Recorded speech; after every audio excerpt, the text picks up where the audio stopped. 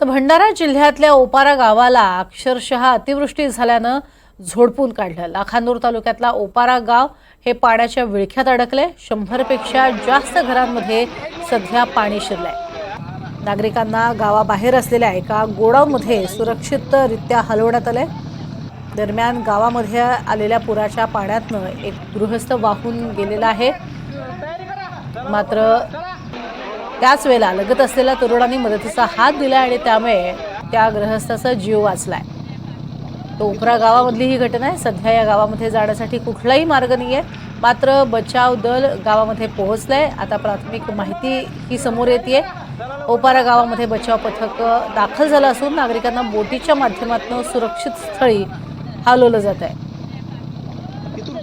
तब्बल 90% घरांना पाण्याचा वेढा बसल्यामुळे या नागरिकांना इथून हलवलं जात आहे। आणि या संदर्भातला आढावा घेतलाय तेजस मोहतुरे आमच्या प्रतिनिधीने।